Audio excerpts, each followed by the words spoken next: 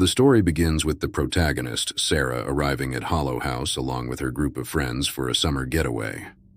Hollow House, an imposing mansion perched on the outskirts of town, has long been the subject of local legends and ghost stories. Sarah, a skeptic when it comes to the supernatural, dismisses these tales as mere superstitions. As they settle into the mansion, there's an air of excitement among the group. They explore the grand rooms, adorned with vintage furniture and dimly lit chandeliers. Laughter fills the air as they share stories around the grand fireplace, oblivious to the ominous presence that seems to linger within the walls. Night falls, and the group retires to their respective rooms. Sarah's room is on the second floor, with a large window that overlooks the sprawling grounds. She lies in bed, the moon casting an eerie glow through the curtains. It's a tranquil night, but Sarah can't shake an inexplicable sense of unease. Sarah's unease deepens. She's awakened in the middle of the night by the sound of footsteps in the hallway outside her room. At first, she assumes it's one of her friends, perhaps looking for the bathroom. But then she remembers they had all gone to bed hours ago. The footsteps draw closer, slow and deliberate. Sarah's heart races as she watches the doorknob slowly turn and her door creaks open. In the dim moonlight, she sees a pale figure standing in the doorway, its features twisted and contorted. It's not one of her friends. It's something else, something otherworldly. The figure enters the room, moving with unnatural, jerky motions. Its eyes are hollow, devoid of life, and it begins to whisper in a language Sarah can't understand. Fear grips her and she tries to scream, but her voice fails her. She's paralyzed, unable to escape the chilling presence that has invaded her room. The malevolent presence in Sarah's room becomes increasingly oppressive. The figure draws nearer, its whispers growing more intense and sinister. It seems to be searching for something it believes Sarah possesses. With sheer willpower, Sarah manages to break free from her paralysis. She bolts from her bed and flees the room, racing through the darkened hallways of Hollow House. The mansion seems to stretch on endlessly, its layout labyrinthine and disorienting. Sarah stumbles upon a room where her friends have sought refuge. They too have been awakened by the haunting presence and have fled their rooms in terror. They lock themselves in the room, their flashlights casting long, eerie shadows on the walls. Together they listen as the malevolent presence moves through the mansion, its whispers echoing through the corridors. It seems to be searching for them, its malevolence growing stronger with each passing moment. Hours pass, and the presence outside the room finally recedes.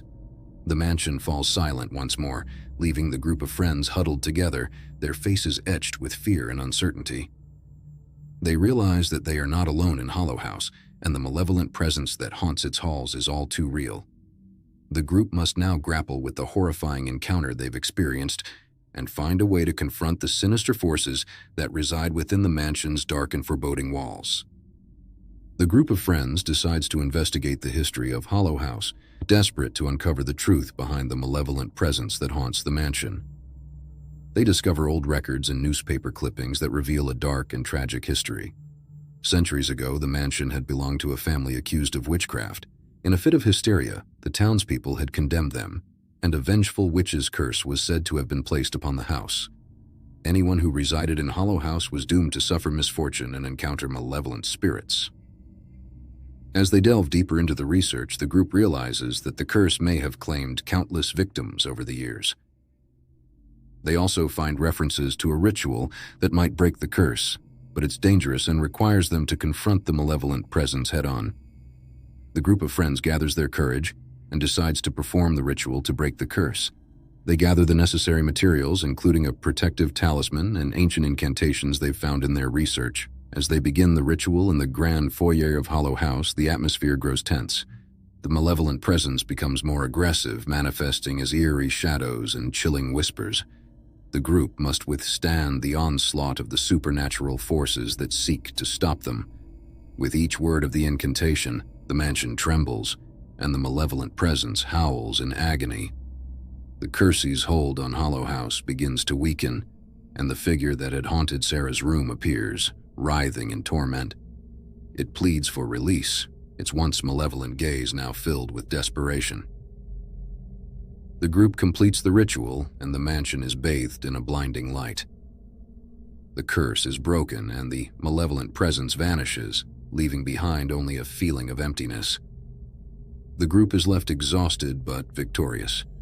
In the aftermath, Hollow House is forever changed. No longer haunted by the malevolent presence, it stands as a testament to the group's bravery and determination. They leave the mansion, their bond stronger than ever, knowing that they have confronted the supernatural and emerged victorious. As they drive away from Hollow House, they can't help but wonder if the curse has truly been lifted or if the malevolent presence has merely been temporarily banished. The mystery of Hollow House remains. But one thing is certain, they will never forget the haunting encounter that forever changed their lives.